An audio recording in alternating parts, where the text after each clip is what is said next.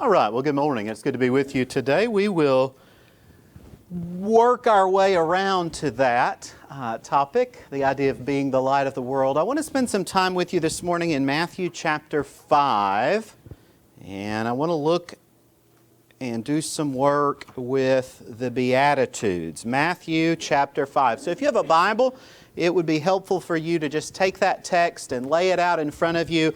No slides this morning, just me, you, and a Bible. And that will be helpful to you. I did not mention to Norman, but I will make mention now. I will be traveling this week. I've got some meetings down at the college, and so I will be flying out early in the morning, and I'll be gone for a few days. So if you'll just keep me in your thoughts and prayers as well, and hopefully once this trip is over, then I will be in one spot for just a little while. One has observed the meaning of life in the West has ceased to be seen as anything more lofty than the pursuit of happiness. You think about that idea, that means a lot of different things to a lot of different people. And that's really not a Western concept. It's not an American concept uniquely. The people Jesus spoke to in the first century about the concept of blessedness. They also were people who were in pursuit of happiness. And in a very real sense had just about as little of an idea about how to go about that as people in our world today.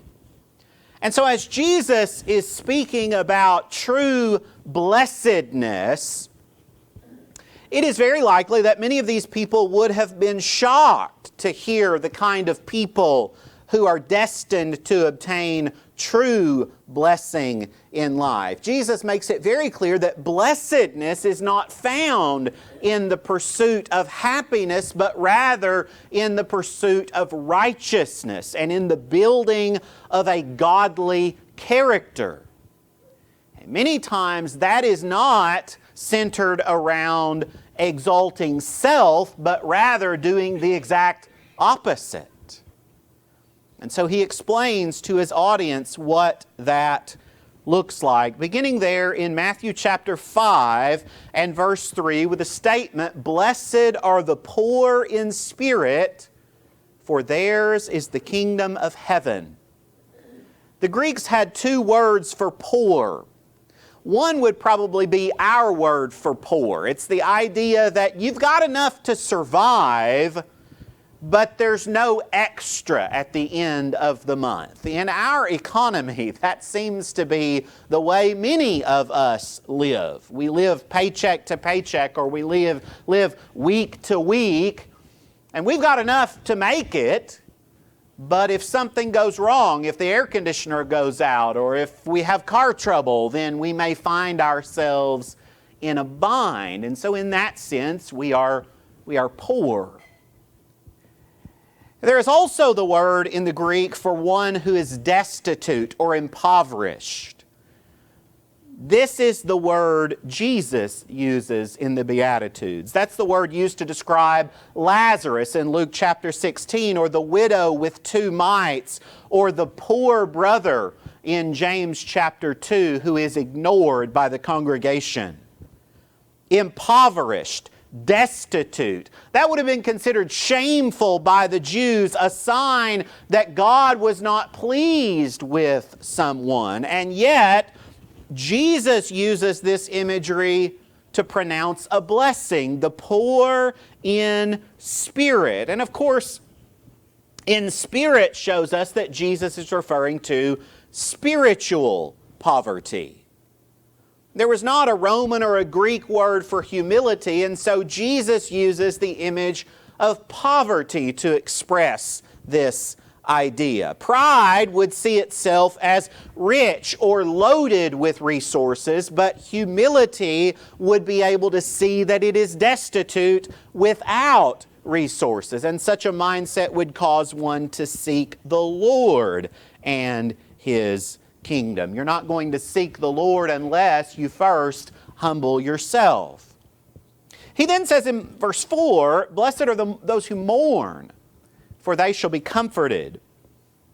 Now again, in our world, we have been conditioned in large part to believe that sorrow must be avoided if we are going to be happy. And that is simply not true. Mourning reminds us of the most important things. The psalmist says in Psalm 119 and verse 67, before I was afflicted, I went astray, but now I keep your word. He goes on to add in verse 71, it is good for me that I have been afflicted, that I may learn your statutes. Or the Ecclesiastes writer would have this to say in Ecclesiastes chapter 7, and verse 2, it is better to go to the house of mourning than to the house of feasting. For that is the end of all men, and the living will take it to heart. Sorrow is better than laughter, for by a sad countenance the heart is made better. The heart of the wise is in the house of mourning, but the heart of fools is in the house of myrrh. Now, of course, here Jesus is speaking about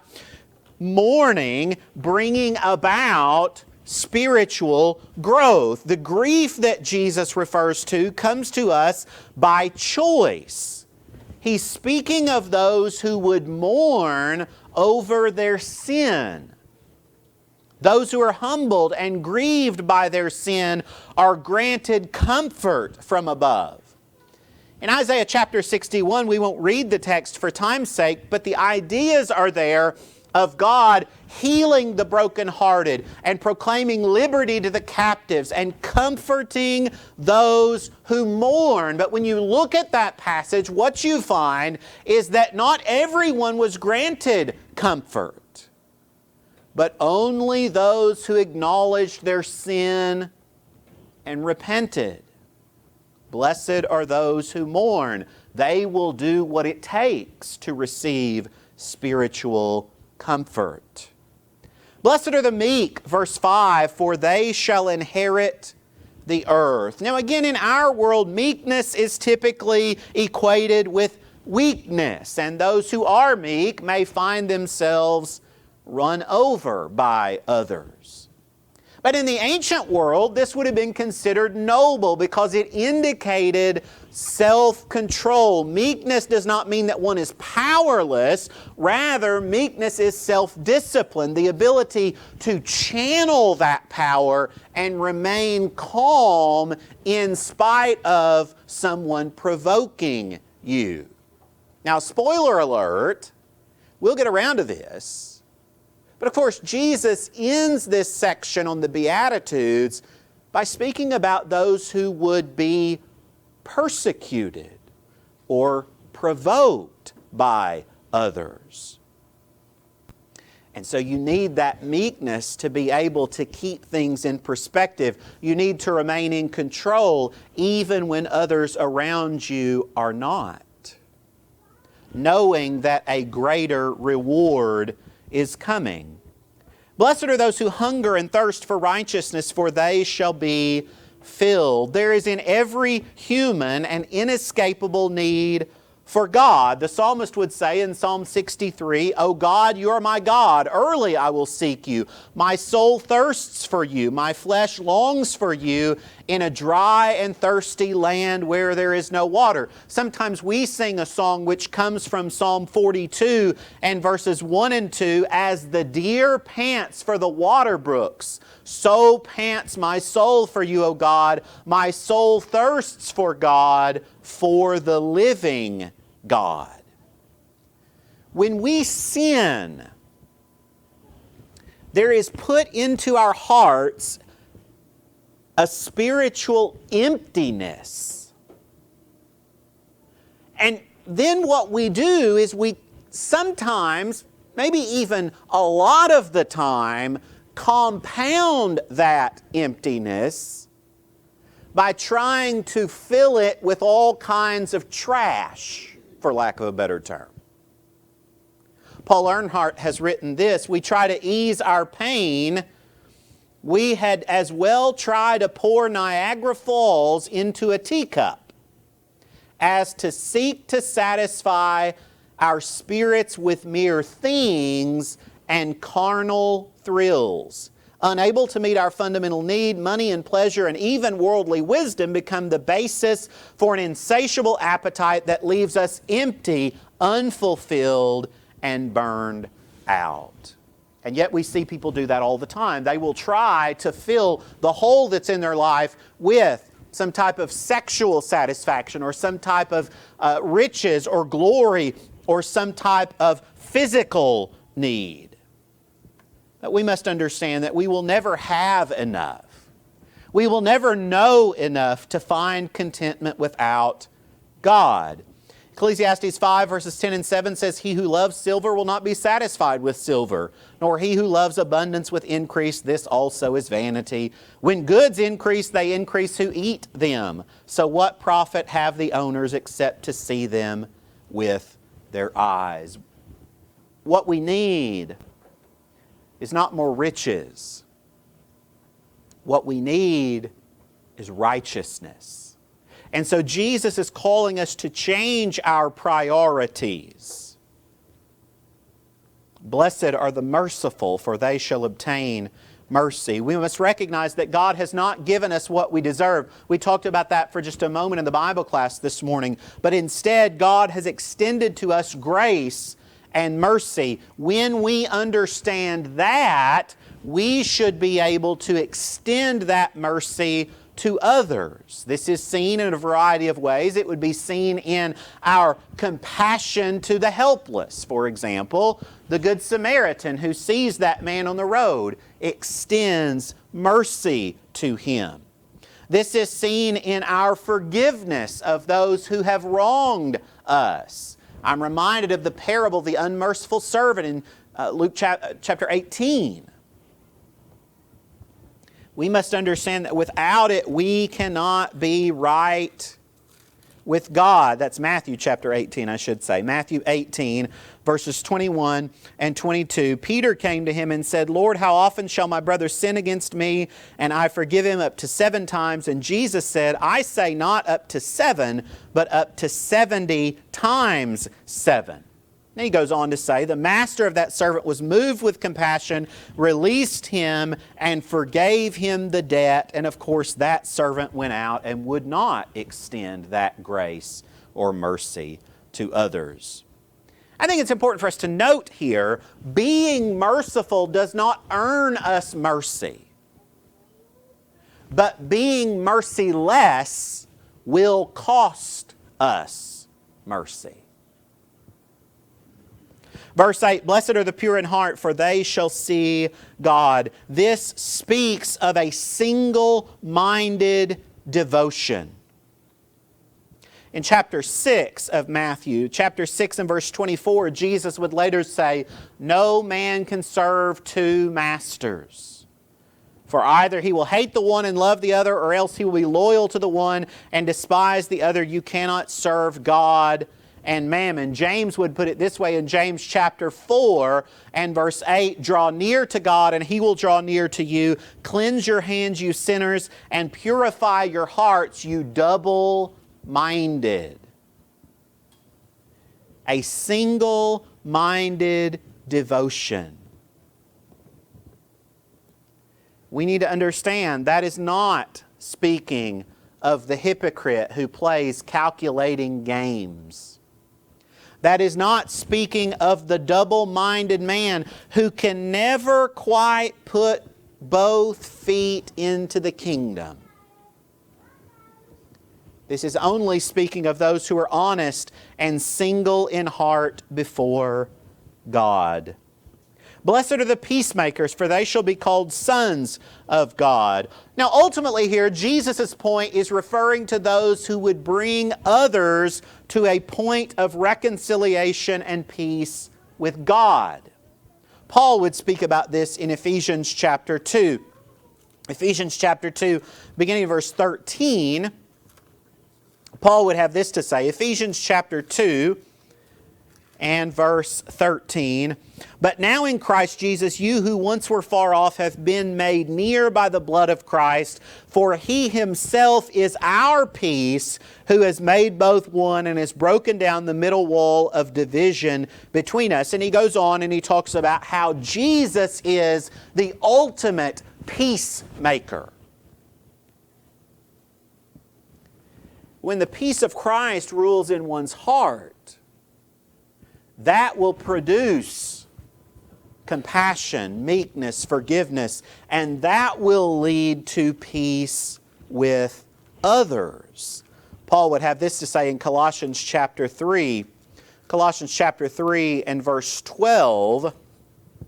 Therefore, as the elect of God, holy and beloved, put on tender mercies, kindness, humility, meekness, long-suffering, bearing with one another and forgiving one another. If anyone has a complaint against another, even as Christ forgave you, so you must also do. But above all these things, put on love, which is the bond of perfection, and let the peace of God rule in your hearts, to which also you are called in one body, and be thankful. And so, if we are working on peace with God for ourselves and for others, there is a logical implication to that, which is that there will be peace with others in our lives. And if there is still division, we need to make sure as God's people, the fault does not lie at our feet. As Paul would put it in Romans 12 and 18, if it is possible, as much as depends on you, live peaceably with all men. There are times when that is not possible. But we need to make sure that if there is a schism, if there is a division, we have done everything within our power to try to make that right. That the division is not our fault any longer.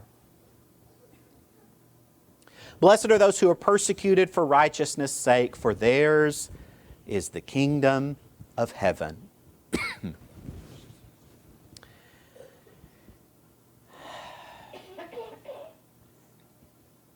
One would think all of the qualities we've discussed very briefly this morning would be admirable. And they are to God. But they are not to this world. The world does not receive such people with rejoicing and appreciation. Rather, the Lord reveals that such a people provoke animosity and even hatred from a harsh and cruel world. Jesus' values are diametrically different than the values of the world, and so people who follow Jesus should expect persecution.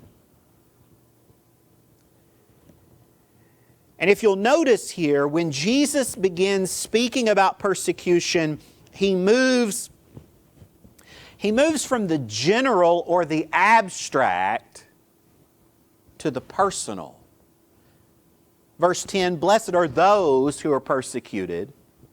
Verse 11, blessed are you when they revile and persecute you. And so he moves to the personal. He begins to address the disciples directly. One thing that Jesus never did, in all of His teaching and all of His practice, He never tried to hide the reality of suffering from His followers. Later in chapter 8, He would urge those who would follow Him to count the cost. Now, the basic cause of the disciples' suffering is that they would make the choice to live righteously in an unrighteous world. Jesus would have something to say about that in John chapter 15. John chapter 15, notice if you will, verses 18 through 20. John 15, beginning verse 18, he says, if the world hates you, know that it hated me before it hated you. If you were of the world would love its own. Yet because you are not of the world, but I chose you out of the world, therefore the world hates you. Remember the word that I said to you, a servant is not greater than his master. If they persecuted me, they will also persecute you. If they kept my word, they will keep yours also. So the world wants to go one direction. And most people are happy to play along. But you've got this group of people over here that are saying, wait a minute, we can't do that. We can't participate in that. We can't condone that. We can't go along with that. And so there's friction. And instead of those in the world analyzing the situation and saying, you know what, maybe you're right. This is the way that leads to destruction. This is the way that leads to broken homes. This is the way that leads to all kinds of trouble in our world and society. No, we don't want to analyze. We don't want to think law. No, instead the world just lashes out. And that was true in the first century, and that is, of course, true in the 21st century. And we see some of that in our society. They see the difference, but most of the time they do not appreciate it. And it makes them uncomfortable because at some base level, most of the people in the world know what they're doing is wrong. And so their natural response is to lash out and persecute. Peter would say in 1 Peter chapter 4, we've spent enough of our past lifetime in doing the will of the Gentiles, when we walked in licentiousness, lust, drunkenness, revelries, drinking parties, and abominable idolatries. In regard to these, they think it strange that you do not run with them in the same flood of dissipation, and they speak evil of you. So there's persecution. And that brings us to this text about salt and light. I think it's important when we look at the Sermon on the Mount, and really when we look at any of Jesus' teachings, Jesus is not just hopping from one subject to another. There's a logical progression. There's a point that Jesus is making. And the point is this: if persecution comes for living differently than the world, the natural temptation is, don't live differently than the world. Just blend in, and you'll be fine. And Jesus quickly rejects that premise by using two common household materials, salt and a lamp. Salt that has lost its savor is no longer distinctive, and it no longer has a purpose. Jesus would have more to say about this in Luke's account in Luke chapter 14.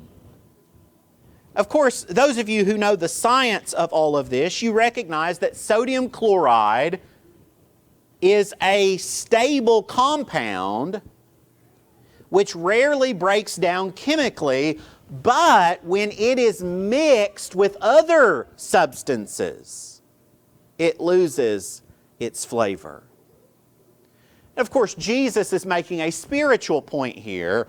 Salt loses its flavor, spiritually speaking, when Jesus is not our priority. Salt loses its flavor, spiritually speaking, when we fail to say no to sin. Salt loses its flavor, spiritually speaking, when we value material possessions and popularity more than a relationship with Jesus. And so he says, you are the salt of the earth, but if the salt loses its flavor, how shall it be seasoned? It is then good for nothing but to be thrown out and trampled underfoot by men. He goes on to say, you are the light of the world. A city that is set on a hill cannot be hidden, nor do they light a lamp and put it under a basket, but on a lampstand, and it gives light to all who are in the house. Let your light so shine before men that they may see your good works and glorify your Father in heaven. Light that is not seen is of no use either. There's no need to light an oil lamp if all you're going to do is cover it with a bushel basket. Darkness does not dispel darkness. Instead, it only compounds the problem. Jesus would have something to say about that when he talked about the blind leading the blind over in chapter 15. The only thing that dispels darkness is light. And so as disciples, it is our responsibility to shine brightly in a world that is darkened by sin. As disciples, it is our responsibility to shine brightly in a world that is darkened by sin. Paul would say this in Philippians chapter 2 and verse 15, that you may become blameless and harmless, children of God without fault in the midst of a crooked and perverse generation, among whom you shine as lights in the world. Of course, that is what Jesus did. And you know that. You didn't need me to tell you that. Jesus did exactly that. If you go back to Matthew chapter 4, Matthew chapter 4 and verse 16, Isaiah the prophet is saying, the people who sat in darkness saw a great light. And upon those who sat in the region and shadow of death, light has dawned. And contextually, what that's talking about is Jesus, specifically his preaching. The very next verse, Jesus would say, repent, for the kingdom of heaven is at hand. That is the equivalent of taking a great big flashlight and shining it on the people. And that's what Jesus would do. John chapter 9 says this, John 9 and verse 5. As long as I am in the world, Jesus says, I am the light of the world. Now, as we've already discussed, this is not what the world wants.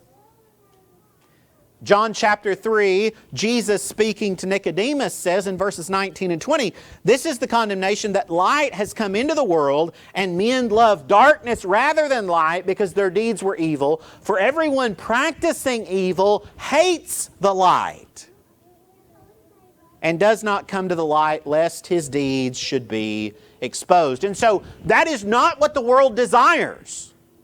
And there will be a great deal of pushback and lashing out from the world. But we've still got to do it. Because it's what God is calling us to do, and because this is what the world needs. Not what the world wants, but it is what the world needs. Have any of you as parents ever had to give medicine to your children?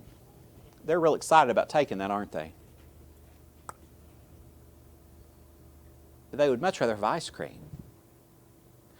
But you give them the medicine, they make the face, they swallow it down reluctantly, but you know that's what they need. And so in a very real sense, what Jesus is saying is, the world wants you to do one thing. And if you'll just do that, if you'll just play their games, you'll get along fine. But there will be no substantive change. Ephesians chapter 5 would say this, Ephesians chapter 5 and verse 8, you were once darkness, but now you are light in the Lord. Walk as children of light. Verse 11, have no fellowship with the unfruitful works of darkness, but rather expose them. Verse 13, for all things that are exposed are made manifest by the light, for whatever makes manifest is light. Therefore, he says, awake, you who sleep, arise from the dead, and Christ will give you light. And so as we bring our thoughts to a close, all of this, whether we're talking about the Beatitudes or whether we're talking about being salt or whether we're talking about being light, all of this centers around the need for us as Christ's disciples through our lives to be examples to this world. Citizens of the heavenly kingdom are not meant to live in isolation. Jesus' life was lived among the multitudes of Palestine. He spent His time among the troubled. He got tired, He grew weary, but He never turned away from the needs of others. Though He was persecuted, He maintained a compassion for the lost. And if we are going to make a positive impact on the world, we must be in contact with the world. If salt is going to make a difference, it has to come into contact with other foods. If light is going to be seen, it has to be surrounded by darkness. And so citizens of the heavenly kingdom are not meant to live in isolation. I also want you to take away from this lesson that citizens of the heavenly kingdom may not be sinless, but we must clearly be different. We must clearly be different. Sometimes what we'll do with a text like this is we will allow ourselves to view Jesus' words as so wondrous and great that we can never keep them. And that's what some people will do with texts like the Sermon on the Mount. They will say, well, Jesus is just using illustrations, or He's speaking in hyperbole, and He doesn't really mean that we need to. I think Jesus says what He means. And so Jesus is showing us what every kingdom citizen, not just a few super disciples, must be. I like what Jim McGuigan has written. He says, believers don't have to be Jesus to get the world's attention. Most will forgive them their failings, but they must be honest failings, and there must be honest confession and contrition when appropriate. He goes on to say, the most persuasive salesman in the world is not going to persuade anyone to buy aftershave when he smells like sewage water. And so if we are shining the light of Jesus,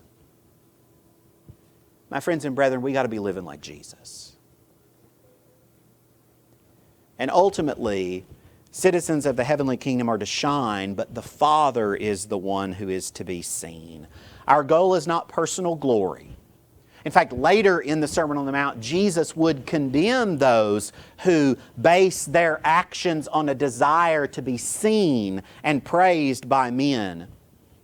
It is not our objective to draw attention to ourselves. It is our objective through living a different lifestyle to draw the attention of our worldly friends and neighbors to God. To God. And so, this is what we must be. This is what we must be. And I would just close with one final thought. Sometimes what we do with texts like the Beatitudes, or a text like the fruit of the Spirit in Galatians chapter 5, or the Christian graces in 2 Peter chapter 1, what sometimes we do with those texts is we isolate them. We turn them into nothing more than just a checklist of sorts. But we need to understand that these qualities are interwoven together to describe the character of a disciple. They are inseparable. If you possess one, you possess them all. If you lack one, you lack them all. You're not going to be able to have one of these characteristics and be missing on all the rest. They go hand in hand. And so we need to ask ourselves, do these characteristics, do these beatitudes, do those things describe us? And I think there are some tests that we can use. Number one, just look at the characteristics themselves. Is that describing me? Number two, am I receiving any kind of pushback from ungodly people? And if the answer to that is no, then what that tells me is I'm blending in with the world too much.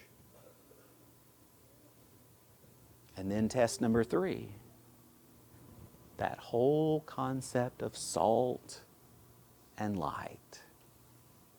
What does that mean for me? What does that mean for this church? What does that mean for God's people as a whole? So I think sometimes what we do in lessons, and I can be guilty of this, is we spend a lot of time talking about what we need to do. And there's certainly a time and a place for that.